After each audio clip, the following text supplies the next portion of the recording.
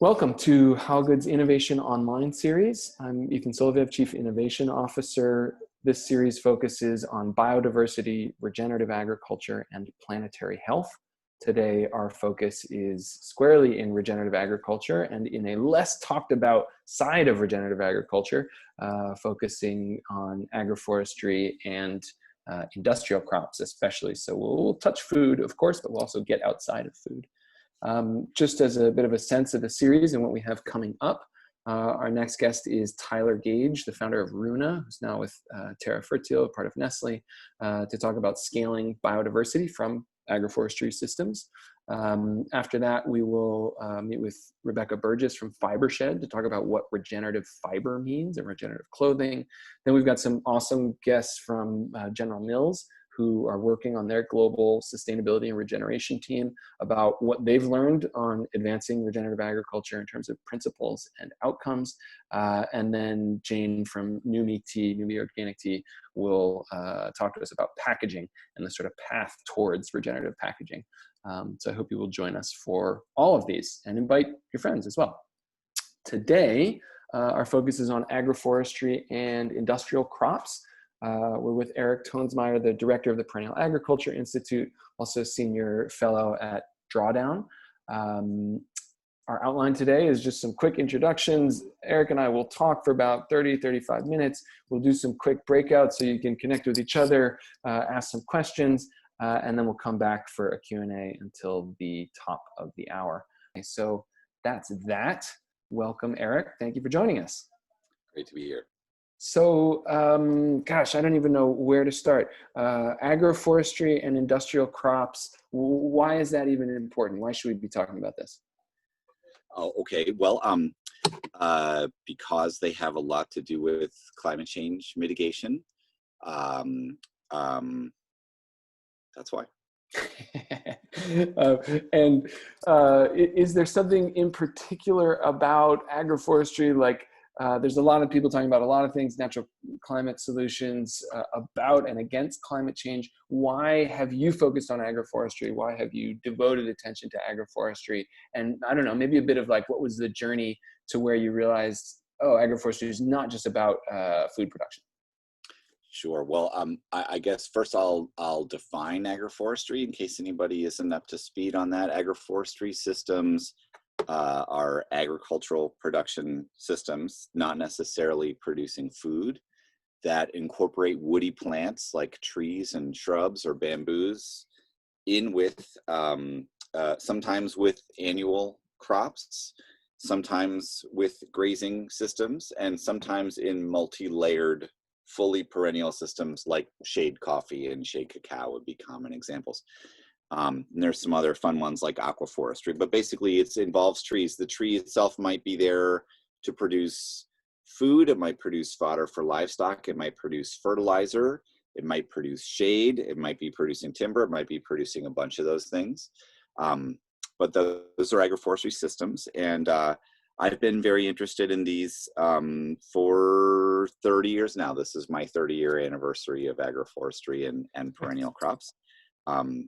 I got interested through the world of permaculture and have been exploring the world's perennial crops and agroforestry systems for I guess 30 years now, both with research and writing, running a seed company for a while, and as a practitioner and agroforestry tourist, I suppose you would say as well. And at this point, I play some role in advising some philanthropic and finance groups about financing agroforestry and perennial crops as well. And the reason I like them is because they're cool. I find them interesting, but it happens that they have particularly high carbon sequestration impacts. That not all regenerative practices are the same in their climate impact on a per acre or per hectare basis. And the more perennial they are and the more woody perennials they are, generally speaking, the more carbon is sequestered.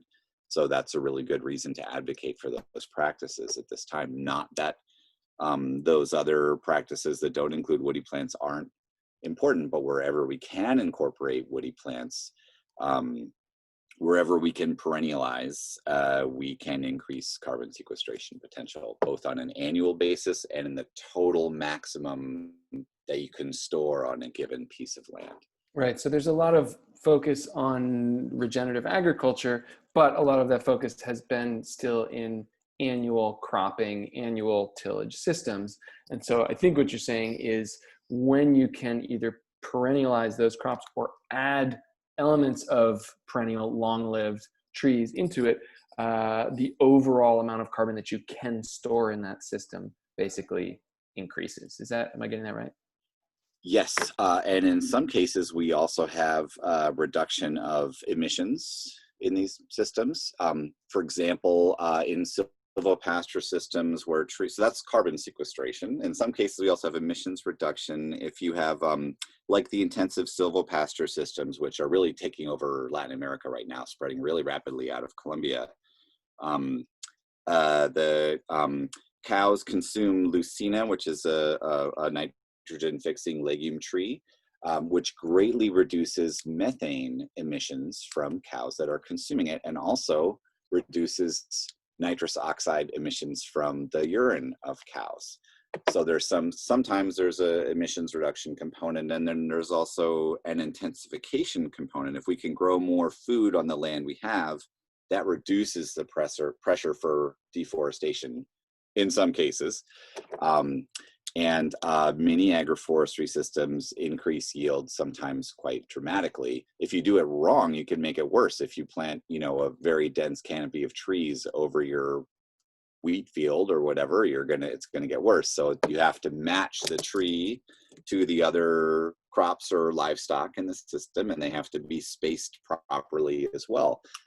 But when that's done well, you can increase yields sometimes quite impressively. So I've gotten to know agroforestry systems through the perspective of creating food forests or forest gardens, where I'm putting multiple layers of food producing species into the same system. You mentioned a shade grown coffee before. I've seen, cacao agroforestry systems that have coconut palms up top, cacao, or maybe even, mangoes or avocados, and then cacao underneath them, and then sort of understory crops like turmeric or cardamom or other things, and then maybe even vines, vanilla, etc., climbing back up through it. But those are all on the food producing side.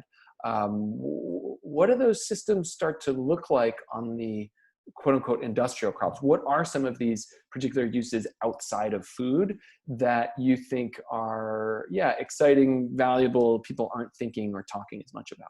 Sure. Okay. So industrial crops is a word that economic botanists like myself use to describe things we grow for non-food uses. They're not necessarily used in a factory, although they can be, and they often are. And there's three basic categories. We have materials.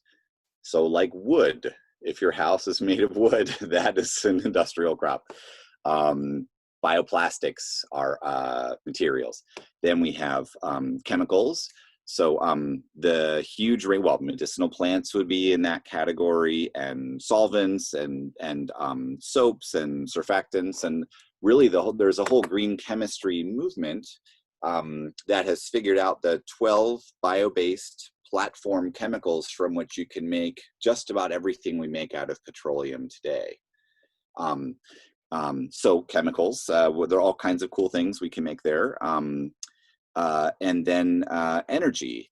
And the limitation is that while there is more or less enough land to produce them, to replace the amount of petroleum and natural gas that we use for materials and chemicals, there isn't nearly enough land to produce enough energy to replace fossil energy. So really everything that can be electrified must be electrified.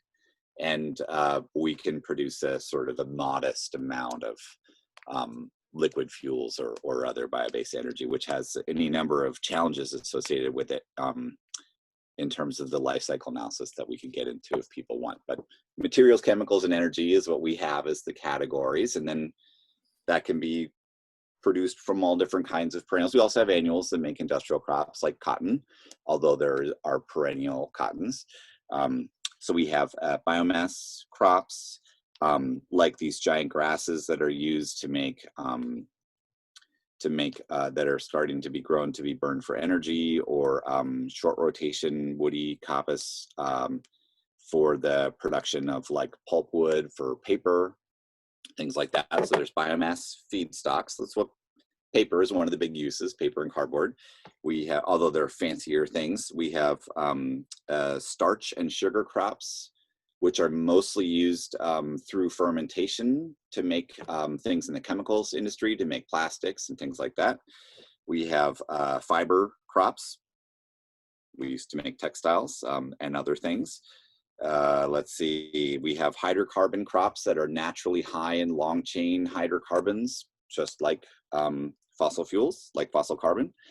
And then there are a number of other interesting sort of more minor categories. And these are used both to make very basic products today, like paper, let's say, or soap nuts, but also very sophisticated nanocarbon products and biocomposites, which combine, say, a bioplastic with a natural fiber to make a high strength, low weight plastic to replace fiberglass reinforced plastics in automobile manufacture, for example. So it's a huge range of things. So basically, I mean, basically anything and everything that we're currently using in the degenerative form from fossil fuels could in some way, shape, or form, and it sounds like the science is developing, like you were saying, the 12, bio building blocks that can produce basically anything we're currently using in a degenerative way from a regenerative perennial form. Well, we can't make metal or stone from plants, but the an awful lot of what we make can be made from these things, and even a lot of what we do with steel, for example, or concrete in buildings, which have a very high amount of emissions, or very high emissions products. People are figuring out how to replace more and more with bio-based materials. Even we now have technology to build we're skyscrapers out of wood instead of steel with these fancy new kinds of wood products. So it's a very interesting period of history, really. The need has never been greater, but our ability to produce these things has never been better. Can you give some examples on you mentioned that one type of this sort of sugar and starch side towards fermentation and that could go into food in some cases, but also towards some of these other chemicals. What are some example crops that are kind of lesser known that can be producing on that starch sugar side? I have the same question about the hydrocarbon ones, but let's do that first.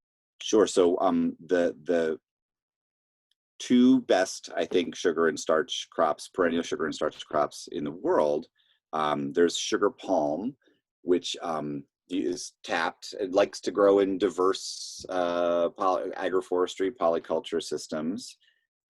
You tap the sugar, and it actually very frequently out yields sugar cane. And it doesn't have to be burned all the time like sugar cane so often is, and doesn't need to be plowed up all the time. So the carbon impact is much, much more desirable, and the yield is very high. So that would be a great one. And there are people working on making various things with that now. And for starch, actually, it's another palm. Palms are amazing. The sago palm, which is a multi-stemmed palm. So it's a palm that has multiple trunks. And when any individual trunk hits a certain age right before it's about to flower, it's harvested, and the entire trunk is full of starch mixed with fiber. And it yields as well or better than any starch crop in the world. Way better than corn can ever yield, way better than rice. Not as delicious, but if you're making plastic from it, it really doesn't matter at all. So, or drywall. Drywall is full of starch. So all these things around us are made out of all these things, and are made out of something, and we want to find out what it is and make it in the best way possible. And so why doesn't anybody know about the sago palm? I shouldn't say anybody. Why isn't sago palm in greater use? I mean, where does it grow? Is it difficult to process? Is there a limited area where it can be that productive? What are the restraints? It wants to grow in humid tropical lowlands with a lot of water. In fact, it wants to grow in a swamp, in a tropical swamp mostly. So it has a limited range for sure, but it isn't remotely close to achieving its potential. It's really mostly grown in New Guinea and the Solomon Islands. So there's a lot more tropics than that where it can be grown, and it is quite a couple of million people rely on it as their daily staple food, but really just in that area. Incredible. And on the sugar palm side, so this is a palm that's different than palm oil palm. It's different than coconut sugar, or is it the same as what people call? Okay, so what is this palm? And I mean, should we be sweetening our Coca-Cola with it, or what is this? And who's working with it? Well, it's not as easily mechanized on a vast scale as sugarcane, so that's part of what has slowed it down. One of the really interesting projects, I'm going to forget the name now, but there's a project in, I think it's in Borneo, where they've really figured out how to actually helicopter in little processing facilities right into the jungle, so that people can process it into ethanol and sugar and a whole bunch of other various kinds of products and byproducts, which basically is able to prevent deforestation for oil palm by providing alternative livelihoods. So there's some lovely, Masarang Foundation is the name of the place that does that. Really very, very interesting stuff. Sort of very small scale, decentralized industry to not only prevent deforestation, but also to provide buffers along some orangutan habitat areas, which we'd like to try and hang on to. So, I mean, it's just amazing the sort of span of stuff that's out there, and that sort of small scale decentralized processing for some of these crops. Yeah, it's fascinating that can be there and be simultaneously building biodiversity, supporting livelihoods.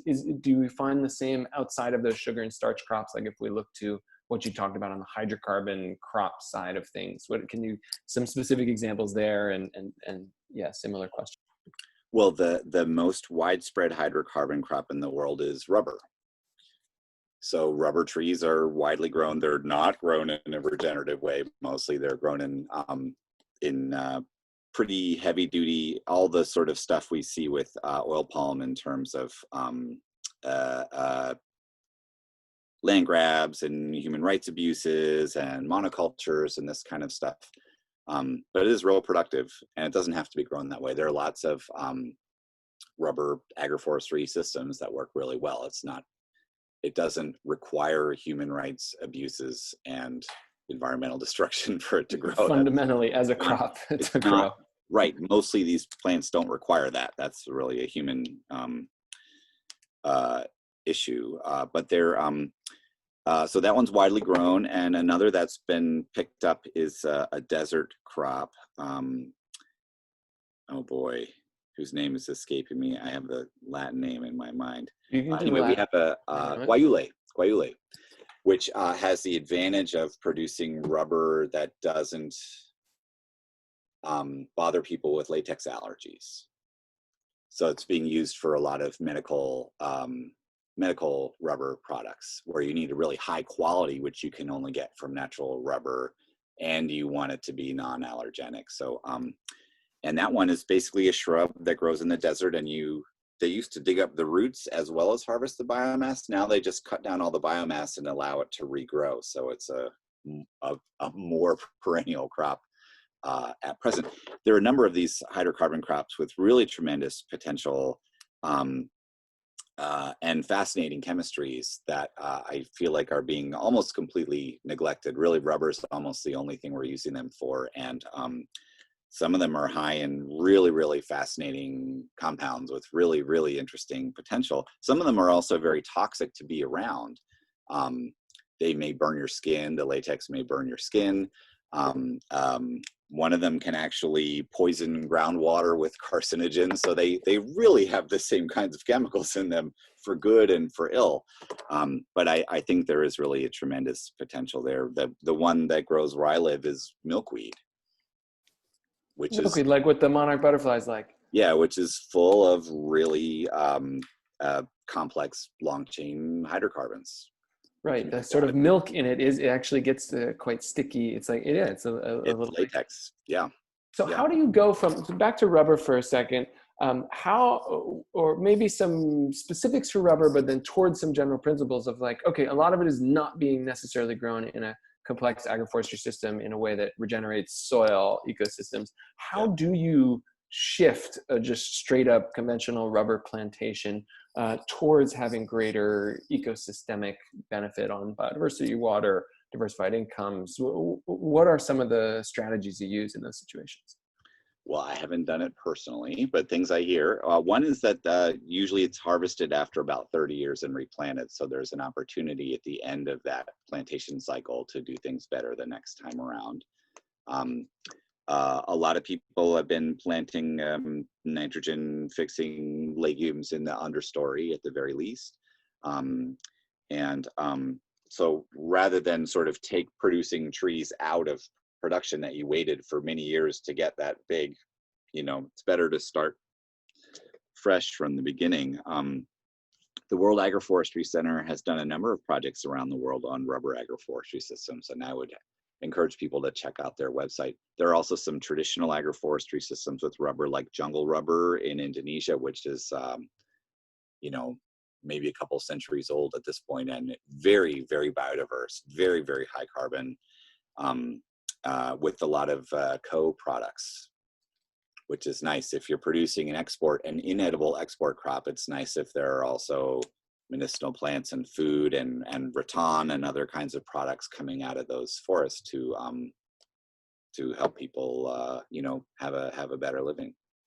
Sounds like diversification is key. Yeah. Let's talk about carbon for a moment and the sort of the carbon and climate change. And we hear a lot about in regenerative agriculture about, doing annual crop rotation and maybe adding in a nitrogen fixer or getting oats in your corn soy rotation. And maybe there's some, carbon benefit for where you can hope if you do no-till, also you can capture a bit more carbon in the soil. If we look at like the full scale of carbon sequestration potential, what is that, that change is sort of like regen ag in an annual tillage system? How much of a change does that go from like 1 to 1.1 or 1 to 6, on a 10-point scale or something? And how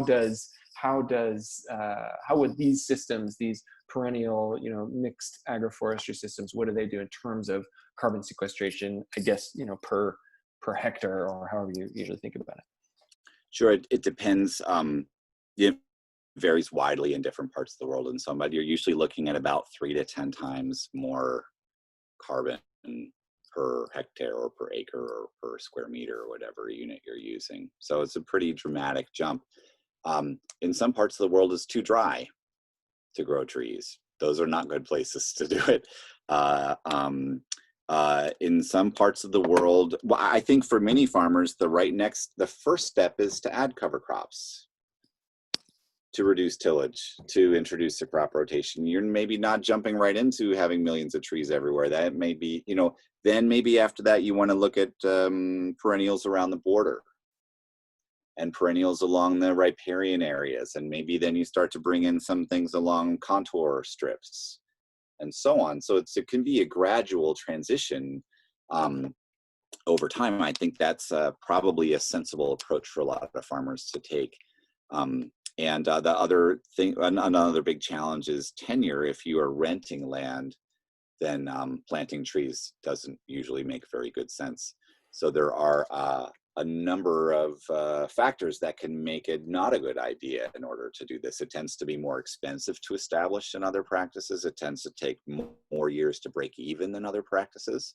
Even though the long-term impact may be very desirable economically, there's a need for more patient capital in order to help make those transitions happen, or whether that's payment for environmental services or access to premium markets or buyer financing, anything in the constellation of ways to provide money for folks to do that. And there are lots of different ways to do that.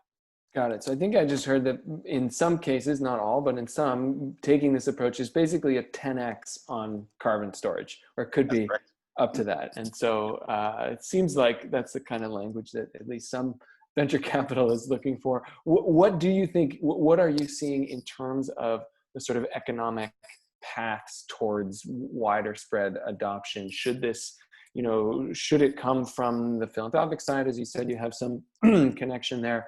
Are there real investment opportunities that could be done in a good but non-extractive way? Do you think ecosystem service marketplaces, are those going to become a viable path? They haven't quite been yet. In some ways they have, but not fully. So yeah, what's your sort of like number one, number two strategies on the economic side from your perspective? Sure, and I'll just say very briefly first that whereas in most of the tropics, whether it's dry or wet, I think we're really ready to do this. In colder climates, our crops are less ready, and our agroforestry systems are less developed. So I think the level of readiness varies by climate and country and stuff to some degree. Let's see. I like government payment for environmental service a lot. A lot of countries already have really mature systems for doing that, like the United States. I like access to premium markets and premium prices a lot. I would like to see these kinds of products entering the supply chain. We already have vast areas in agroforestry that you can't tell in the marketplace. Same as like system of rice intensification, a really amazing regenerative rice production system, but you can't go to the store and buy that. That rice is there in the store, but you can't tell which one it is. Grain that's being produced in agroforestry systems is all in our markets. Some of our bread is grown in agroforestry systems, some of our beef and dairy is, but you can't tell when you go to the store. So I think in some ways it's the sort of like building the supply chain that can track that information, which I know is what you guys do. That's one of the key missing pieces. And I think if we can provide some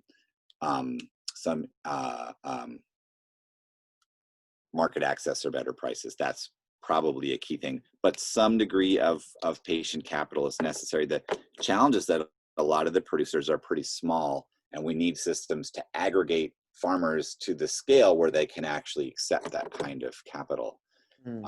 So in some ways, the agroforestry world isn't quite ready to take huge amounts of money yet, I think. Okay, interesting. So I guess then what then becomes the role of brands, whether they're producing food or fiber from the textile side, which reminds me, I wanted to ask you about the perennial cotton that you mentioned, because my understanding is that even organic cotton, while a step better than not, is still a huge amount of energy, water, etc.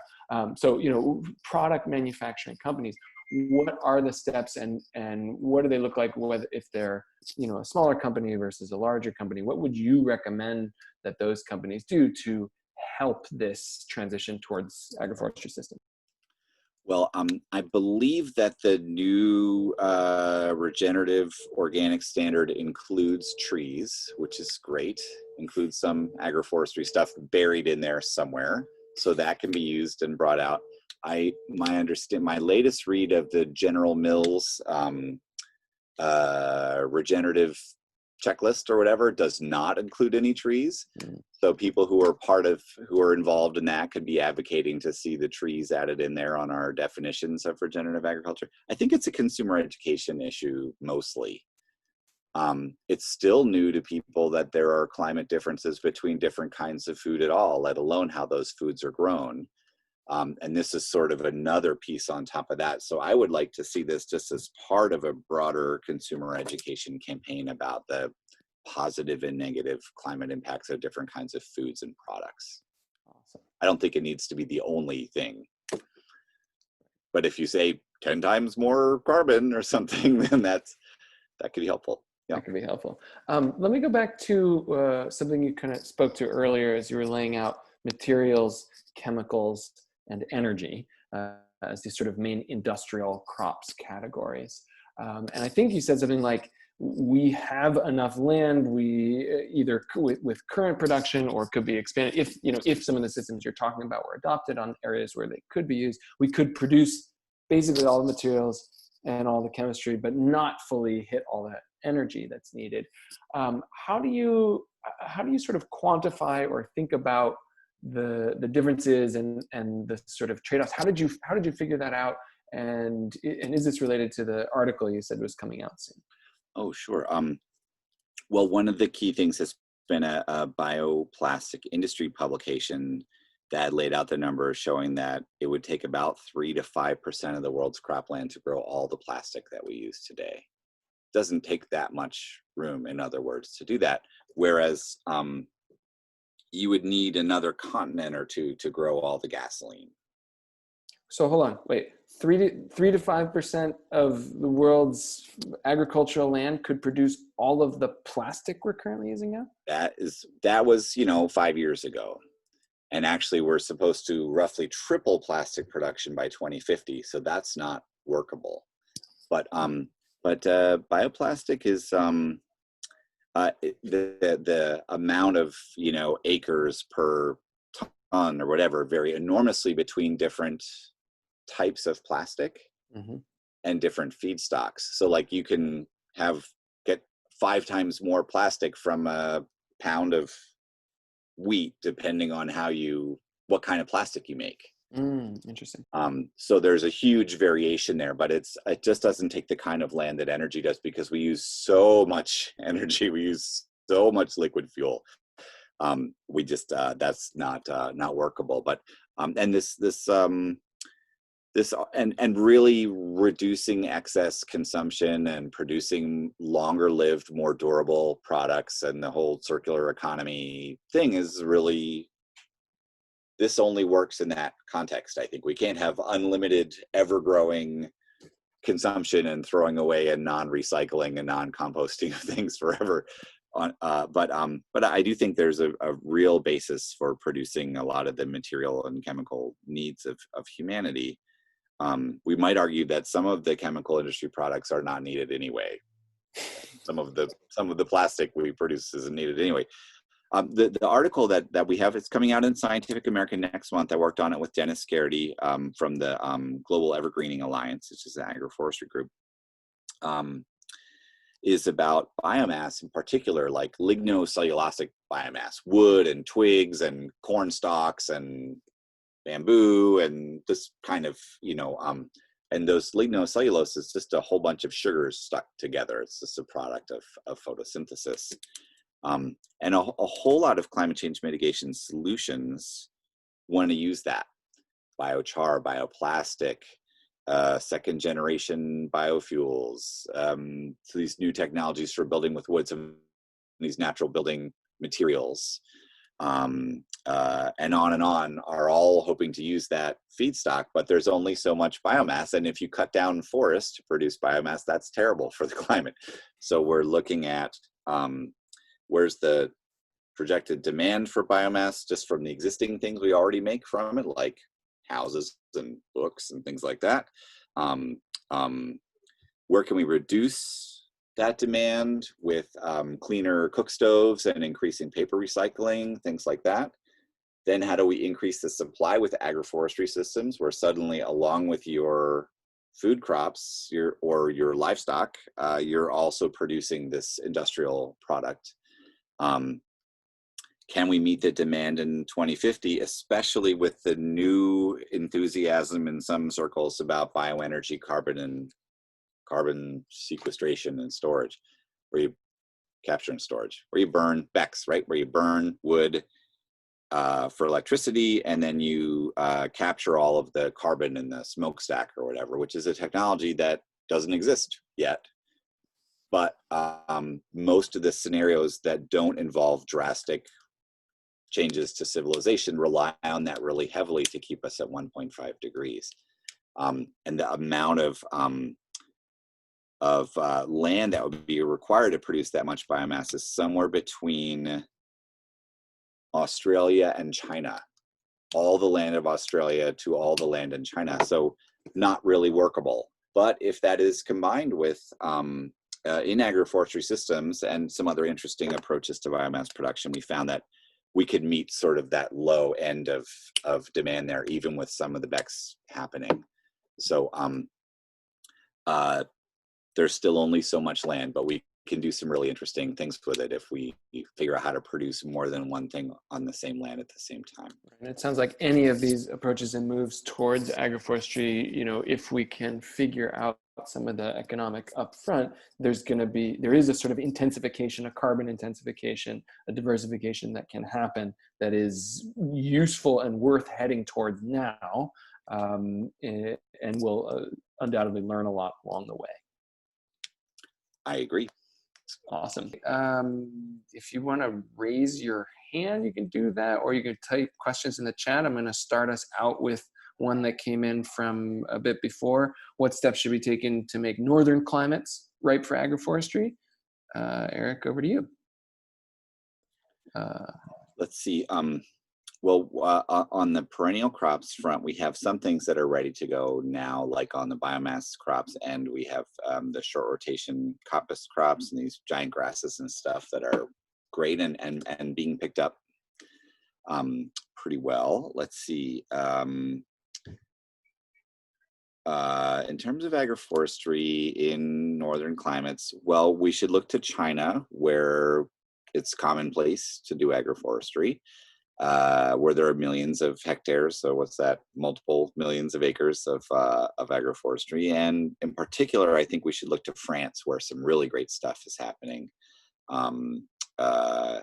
in, for example, integrating winter grains like barley or wheat or whatever that you plant in the fall. They grow over the winter, they're harvested in the spring. Those are combined with deciduous trees that leaf out in the summer, so they're not competing too much with each other for light. Mm-hmm. So there's an example for a very widespread form of agriculture in the United States where they've already figured out the spacing and the right kind of trees and so on. And we can look to the University of Missouri Agroforestry Center. We have one student from there on the call. Hi, Ben. And the Savannah Institute, who are working in the Midwest and especially in the upper Midwest on developing perennial crops and agroforestry systems for the US. But to me, let's look to China and France, where people are already doing a great job. And, awesome. Step up from there. I'm going to pass over to Florence for a question. Thanks, Ethan. I just wanted to hear if Eric had any thoughts about the role of technical assistance or extension in spreading agroforestry. My organization's been working 23 years doing regenerative agriculture, including agroforestry extension, but find that the support is increasing, but still there's not a whole lot there, and the farmers are banging down our door in the tropics, in the marginalized land, really wanting to make this transition. So I'm just wondering if you had any thoughts. Yeah, it's really critical, especially if it's not a traditional practice somewhere, to help people figure out how to make that transition. In some cases, it's sort of taking some of the successes have been with taking something that people already sort of did and systematizing it a little bit. I'm thinking about like some of the evergreen practices in the Sahel, where sort of less formal traditional agroforestry systems have been made into more sophisticated, fancier approaches, but that's easily adopted because it makes sense to people based on the way they have farmed. Yeah, it's essential. We need the training. We need the demonstration sites where people can see these things in action. And in many cases, we need access to the plants and seeds. And sometimes we need access to particular kinds of harvesting and processing equipment as well. So yes, it's a really huge part of the puzzle. And I work closely with ECHO in Florida, who have been doing a lot of this kind of training for many decades. So I have a sense of some of the challenges that are involved in that, really important. Yeah, and for those who don't know, Sustainable Harvest International, Florence's organization, it does amazing work in this realm, and also worth checking out their work. There's a couple questions around the 12 the blocks, the biochemical building blocks. So just if you could say a little more about that, and then also there's a question about the title of the bioplastics and land use paper.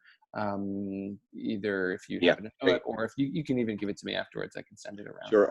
On the green chemistry, that was from this great book called Introduction to Chemicals from Biomass. And it has a great chapter on green chemistry, but you can also just, green chemical technologies it's called, but you can also just Google green chemistry. There's all kinds of amazing things happening out there in that space right now, and my stuff is out of date. I learned, for example, I got recipes to make plastic in my kitchen. It wasn't much harder than making Jell-O. Some of it's really easy and some of it's really complicated, but that would be my starting point, is the article in here. And the article in Scientific American is called The Biomass Bottleneck, and it should be out on July 22nd in Scientific American. So, and what about that other one, that said it was 3 to 5% of land to grow all our plastic? let's see, that was from,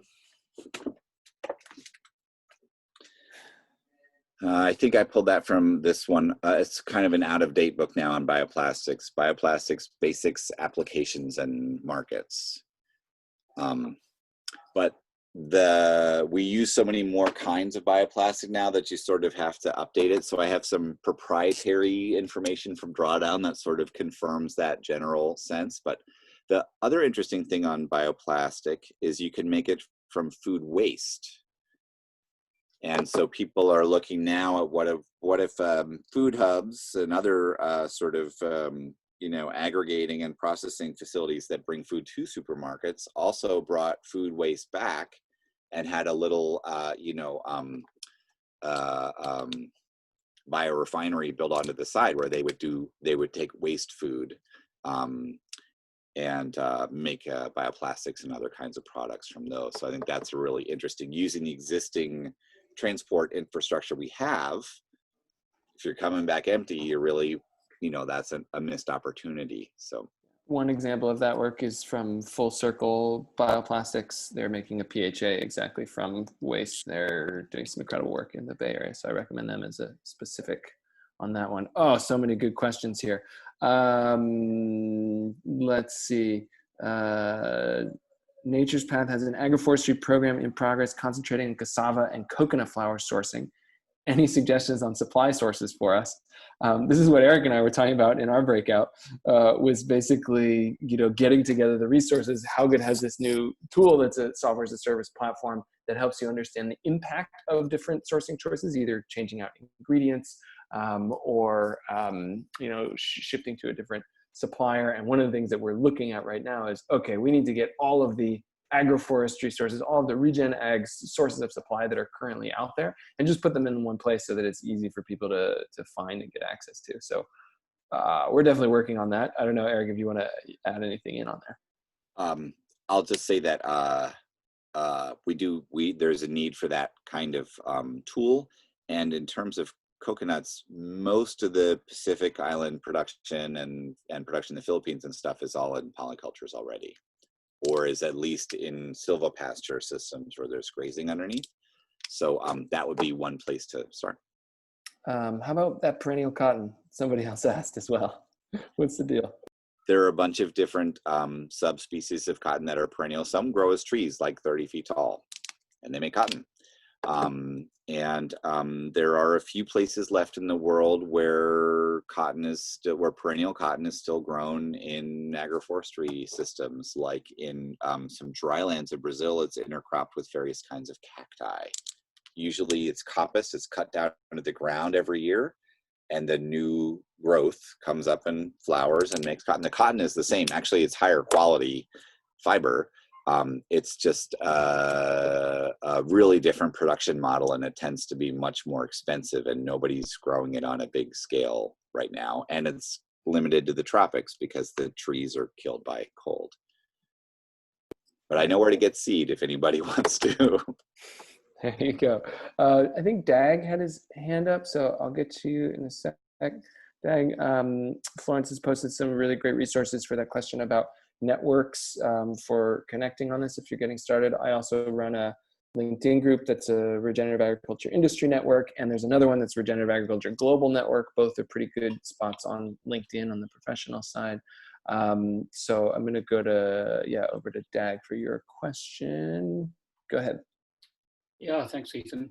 No, I was just thinking it was really interesting when you're talking about how we can use agriculture to supply our needs in more ways than just food and stuff. And I thought about agriculture before fossil fuels was invented and machinery for fueling farming operations, and that we looked at farms that are growing biofuels, and we tried to calculate how much land is needed to grow the biofuel to run an operation like a grain farm operation, and the number is around 15% of your land will be taken up for that. And I'm sure efficiencies can be gained there as well, because this is starting to be tried out. But what's interesting is that when horses were used for farming operations, it was 15% of the land that was necessary to grow the hay and the grain to feed the horses. There you go. So like we've been doing this kind of stuff before, and we can do this again, and it's really, really exciting. So thank you. I agree. Yes, there wasn't long ago when we made everything out of natural products. That's all there was. So yeah, and that was the world that didn't have to provide fuel for airplanes, which did make it easier in certain ways. Most of the early plastics were bio-based plastics, and really right up until the 1940s, it was not clear if the chemergists, who were like the people who wanted to make cool stuff out of plant-based chemicals, or the fossil carbon folks would win in terms of what everything was made out of. It was only like 3/4 of the way through World War II that it fell on the side of the fossil fuel team there, which you can read about in a book called American Rubber. Something about the story of American Rubber lays out that whole how that happened and when that happened. It's really fascinating. There's a really interesting kind of there's so many questions here, cross-cutting question from Ben that's about basically, is there potential for small-scale on-farm processing? This goes to what Dag was just saying as well, of these industrial crops, or do you think it'll mostly happen at sort of larger regional production facilities? It varies a whole lot between the crop and the product. So one that I love is called Diesel Tree, which is tapped like maple syrup, and a resin comes out, which is you can run through a filter, just like a palm fund filter, and put it right into a diesel vehicle. So that would be a very low tech, it's not domesticated yet, but it's pretty cool. That would be very low tech. Or soap nuts that you can pick off the tree and put in your washing machine. That's kind of at one end of the spectrum. And then we have very sophisticated things that have to go through, a full-on biorefinery on the other. And there's a lot of different things in between. One of the things I'm excited about these giant grasses is that when you're processing them to turn them into, let's say, fuel pellets or something, it's very easy to extract the leaf protein concentrate, which is sort of like a tofu or cheese that you make from leaves. And that's a different way of getting two products on the same land. It's one plant, but you're getting, biomass and protein. And actually, you're getting more protein per acre than soybeans from doing that. It doesn't taste good, but pigs and chickens like it just fine. And if you mix it in with other things, people will eat it as well. So there's everything in the whole scale there. Bamboo has lots of uses that you can use right on the farm.